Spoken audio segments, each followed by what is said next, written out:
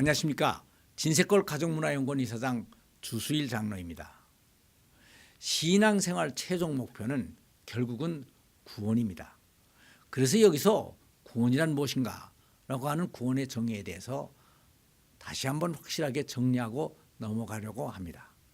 많은 사람들이 구원은 단순히 죽은 다음에 천당에 가는 것이라고 생각을 합니다. 그리고 거기에 들어가기만 하면 누구든지 다 행복해질 수가 있을 것이라고 생각을 합니다. 그래서 신앙생활의 목표도 수단 방법을 가리지 않고 우선 그것에 들어가려고만 합니다. 그러나 구원은 단순한 이 천당에 들어가는 것만이 아닙니다. 요한복음 10장 10절을 보면 내가 온 것은 양으로 생명을 얻고 더 풍성히 얻게 하려고 왔다라고 말씀하셨습니다. 그러니까 구원은 영생을 얻는 것입니다. 그런데 영어 성경을 보면 영생이 eternal life라고 되어 있습니다. 여기서 life라고 하는 것은 생명이라고 번역하기보다는 삶이라고 번역하는 것이 더 옳습니다. 그런데 삶이라고 하면 삶의 길이보다 더 중요한 것이 바로 삶의 질이 되는 것입니다.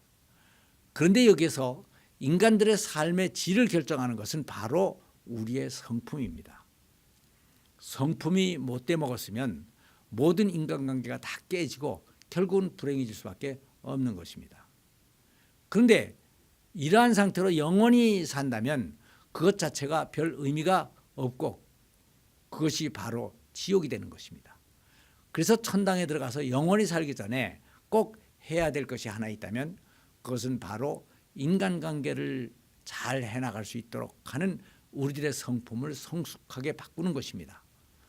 우리 집의 아이들이 아직 어렸을 때 일입니다.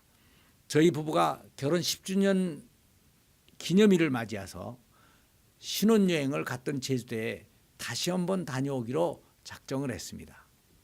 그런데 문제는 애들이었습니다. 데리고 갈 수도 없고 집에 놔두고 갈 수도 없었습니다. 그래서 여러 가지 방법을 연구하던 중에 아이들도 어느 정도 컸으니까 이모를 집에다 데려다 놓고 아이들을 집에 놔두고 가기로 했습니다. 그래서 그동안 애들의 식사를 위한 음식과 과일과 과자 등을 충분히 준비해서 냉장고에 다 넣어 놓았습니다. 그리고 집을 떠나면서 아이들에게 식사를 때 맞춰서 잘 먹고 과일과 과자들도 공평하게 잘 분배해 놓았으니까 싸우지 말고 잘 나눠서 먹고 사이좋게 지내고 있어라 하고 얘기를 하고 여행을 떠났습니다. 그리고 이틀 후에 집에 돌아왔습니다. 그런데 돌아와서 문에 들어서는 순간 우리 부부가 전혀 기대하지 못했던 상황이 기다리고 있었습니다. 막내가 기다렸다는 듯이 울면서 뛰어나오고 큰아들은 죄를 지은 사람 마냥 풀이 툭 죽어서 고개를 숙이고 있었습니다. 둘째 딸은 또 이건 이랬고 저건 저랬고 하면서 그동안의 사연을 다 일러 바치기에 바빴습니다. 그 얘기를 대충 요약을 해보면 다음과 같았습니다. 우리가 떠난 날 저녁에 몫을 나눠준 파이를 꺼내서 같이 맛있게 먹고 있었습니다. 그런데 오빠는 맛이 있어서 자기 몫을 다 먹어버렸는데 막내는 아껴서 먹었기 때문에 아직 남아있었다는 것입니다. 그래서 오빠가 나 한 입만 줘 라고 하니까 동생이 오빠는 오빠 거 다 먹었잖아 하고 주지를 않고 오히려 야 맛있다 하면서 더 약을 올렸습니다. 그러니까 이것을 보던 오빠가 확 그 파이를 채다가 자기 입에다가 넣어버렸습니다. 자기 것을 뺏긴 막내가 왜 내 거 뺏어 먹어 하면서 달려들었고 결국 싸움이 났습니다.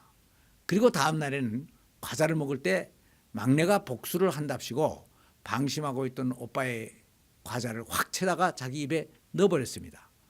과자를 뺏긴 오빠가 요괴하면서 주먹으로 동생을 때렸고 막내는 오빠도 내 거 다 뺏어 먹었잖아 하면서 또 한바탕 싸우다 보니까 집안 분위기가 그렇게 엉망이 됐다는 것이었습니다.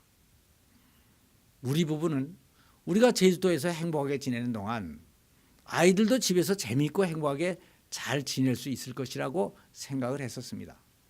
그런데 일이 이렇게 돼버린 것입니다. 뭐가 모자라서 그렇게 된 것이 아니었습니다.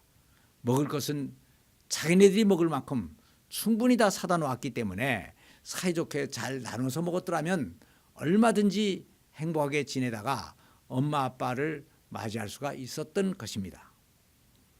아이들이 행복을 누리지 못한 이유는 음식물이 부족했기 때문이 아니었습니다. 식욕을 억제하지 못했고 상대를 배려할 줄 모르는 미숙한 성품을 가졌었기 때문이었습니다. 이와 같이 외적인 환경이 아무리 좋아도 사람들이 상대를 배려하고 인간관계를 아름답게 할 수 있는 성품들이 없으면 그 사회는 불행해질 수밖에 없습니다. 오늘날 우리들이 살고 있는 이 지구가 바로 그런 것이 되어버리고 있습니다. 하나님은 지구에 풍부한 자원과 먹을 것들을 다 준비해 놓았습니다. 그리고 우리 인간들에게 모든 것을 잘 다스리며 행복하게 잘 살라고 축복을 해주셨습니다. 그러나 인간들은 더 가지려고 싸우고 힘 있는 자는 너무 많이 가지고 약한 자들은 못 먹어서 굶주리고 있습니다. 하느님이 보시기에 얼마나 답답하시겠습니까? 이런 것들을 보면서 저는 결국 우리 인간들의 행복한 삶을 살게 되는 천국은 결국 소유와 환경에 있는 것이 아니고 우리들의 성숙한 성품에 있는 것이라는 것을 깨닫게 되었습니다. 그래서 하나님께서는 우리들이 천국에 들어가기 전에 우리들의 성품을 바꾸려고 하시는 것입니다. 그러면 이러한 성숙한 성품은 어떻게 만들어지는 것입니까? 요한복음 3장 3절을 보니까 거듭나지 아니하면 하나님 나라를 볼 수가 없느니라 라고 하는 말씀이 있습니다. 그러니까 우리들의 성품은 다시 태어나야 됩니다. 그런데 이 성품이 태어난다고 다 성숙되는 것은 아닙니다. 시련을 통해서 높은 수준으로 성숙이 돼야 되는데 이것은 성령께서 다 해주십니다. 그러나 이 성령님은 너무나 신사적인 분이 돼서 우리들의 동의 없이는 우리들의 성품을 절대로 바꾸시지를 않습니다.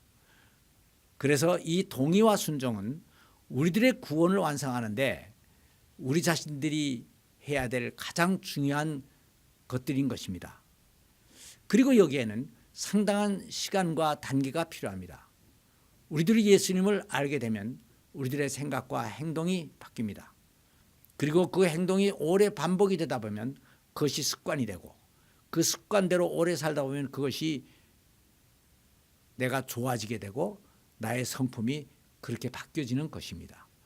그리고 내 성품과 내 성품이 다 바뀌면 이것이 바로 우리의 문화가 되는 것인데 우리들은 이 문화 속에서 비로소 행복을 누리게 되는 것입니다.